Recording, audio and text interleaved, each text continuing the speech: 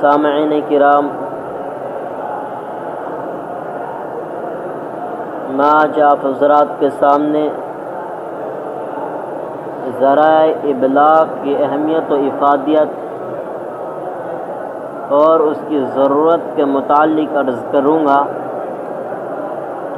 دور حاضر میں ٹیکنالوجی کی تیز رفتار ترقی کے باعث ہونے والی معاشرتی تبدیلیوں نے میڈیا کی اہمیت کو مزید اجاگر کرنے میں اہم کردار ادا کیا۔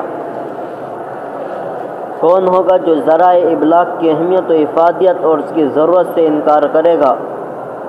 ہر زمانے میں اس کی اہمیت و افادیت اور اس کی ضرورت مسلم رہی ہے، کیونکہ ذرائع ابلاغ ایک ایسی چیز ہے جس کی ترقی نے دوریوں کو سمیٹ کر رکھ دیا۔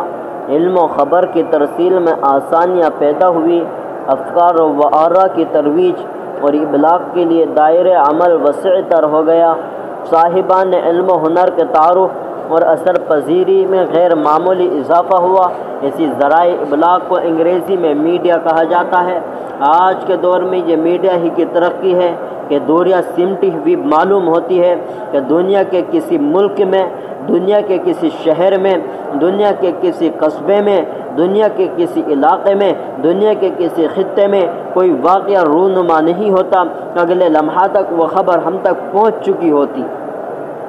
اور یہ بات بھی ارباب دانش اور اصحاب فکر و نظر خوب اچھی طرح سے جانتے ہیں کہ انسانی معاشرے کی بقا اور تعمیر و ترقی کے لیے ابلاغ و ترسیل اتنا ہی اہم اور ضروری ہے جتنا انسان کے لیے غذا اور پناہ گاہ ضروری ہے۔ اس دور میں بھی جب منہ سے نکلی ہوئی آواز نے الفاظ اور منقش تحریر کا جامع ذکر نہیں کیا تھا، انسانی اشارے، حرکات و سکنات، لمس و شعور کی مدد سے ابلاغ و ترسیل کی ضرورت کی تکمیل کیا کرتا تھا۔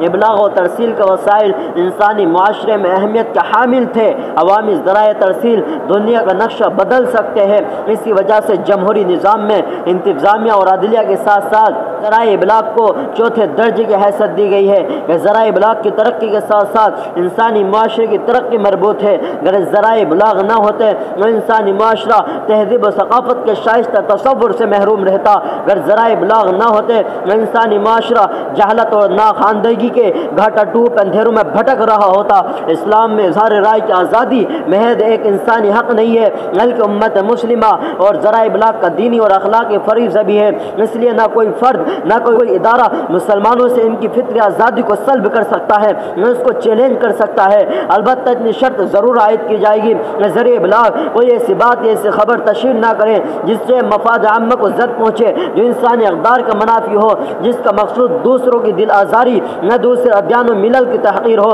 ذرائع ابلاغ کا بنیادی مقصد اسلام میں یہ ہے کہ عوام الناس تک سچی اور صحیح خبر پہنچائی جائے۔ ذرائع ابلاغ سے سچ کے اظہار کرنے میں کسی لالچ یا مداہنت کا شکار نہ ہو۔ ذرائع ابلاغ کے ذریعے ایسی بات ارشاد کی جائے جو قارئین اور سامعین کے اندر نیکی اور تقوی کا عنصر پیدا کرے۔ لہذا جب حالات اس حد تک نازک اور حساس ہو چکے ہیں، انسانی معاشرے میں افکار و نظریات اور مہلک عناصر کی طرح سرایت کر چکے ہیں، سیکولر ذہنیت کے حامل افراد پر لازم ہے غفلت کی چادر چاک کر کے میدان عمل میں آئے اور حصہ داری دکھائے اور معاشرے کو تباہ و برباد ہونے سے بچائے۔ لہذا یاد رکھیے، اگر ایسا نہیں کیا تو تم خود بھی اپنا آپ کو معاف نہیں کر پائیں گے اور وقت نکلنے کے بعد آنکھیں کھولنے سے کوئی فائدہ نہیں ہوگا۔ تو ذرائع ابلاغ ہی ایک ایسی چیز ہے جس کے ذریعے سے دوریوں کی خبریں ہمیں معلوم ہو جاتی ہیں۔ اس لیے فرمایا بلغوا عنی ولو آیا، کہ اگر ایک آیت کا ٹکڑا بھی آپ کو مل جائے تو اس کو بھی دوسروں تک پہنچائے، چاہے وہ تقریر کے ذریعے ہو یا صحافت کے ذریعے ہو یا میڈیا کے ذریعے ہو یا واٹس ایپ کے ذریعے ہو یا آج کے دور میں جس طرح سے طرح کی چیز ہے جو میڈیا وغیرہ ہے، سوشل میڈیا ہے، اس طرح کی چیزیں ہو، یعنی ان کے ذریعے سے آپ پہنچائیے۔